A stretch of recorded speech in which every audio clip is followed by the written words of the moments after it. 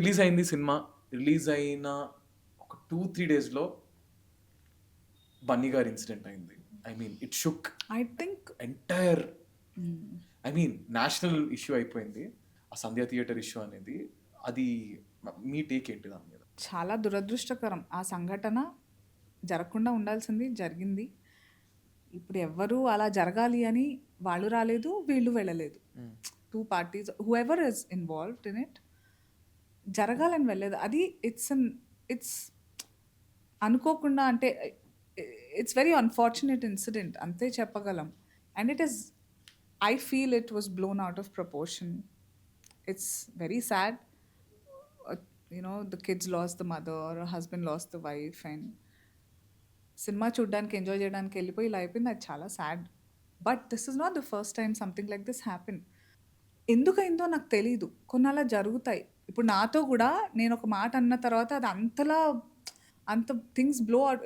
Even when it comes to me things blue out of proportion. నేను ఒకటి అనుకుంటే ఒకటి అవుతుంది కదా, అలా అది జరిగిందేమో అనిపిస్తుంది నాకు ఇది అయితే.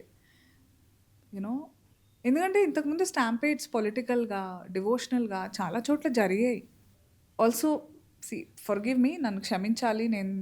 నాకు మొత్తం అన్ని యాంగిల్స్లో తెలియకుండొచ్చు ఏం జరిగిందనేది. బట్ నాకు తెలిసినంత వరకు ఆయనకి అది ఆనవాయితీ అంట, అదొక సెంటిమెంట్ బన్నీ గారికి అటు వెళ్ళడము. అండ్ వీళ్ళు కూడా చూద్దామనే వచ్చారు. అసలు ఫస్ట్ ఆఫ్ ఆల్ అందరిలో ఒకటి ఉండాలి. నాకు ఎప్పుడూ అర్థం కాదు అట్లా వెన్ సంబడి పడిపోతే ఒక క్రౌడ్లో అందరూ డిస్టెంట్ అయిపోయి చూసుకోవాలి, కానీ తొక్కేయడం అనేది నాకు నిజంగా it's very hurtful. I can't fathom how that these things happen. అర్థమైందా? ఇట్స్ వెరీ అన్‌ఫార్చునేట్ బట్ చాలా again shouldn't have blown out of proportion. Correct. And అలా జరగకుండా ఉండాల్సింది మన అందరికీ ఒక లెసన్ ఇది. ఎవ్రీబడి బట్ బన్నీ గారిని చాలా బ్యాజర్ చేశారు కదా. I'm very sorry. I feel sorry for what happened, but I think even Bunny Garu must have learned from this experience. Next time ఎలా ఉండాలి, ఆయన కావాలని అయితే చేయలేదు, దట్స్ ఫర్ షూర్.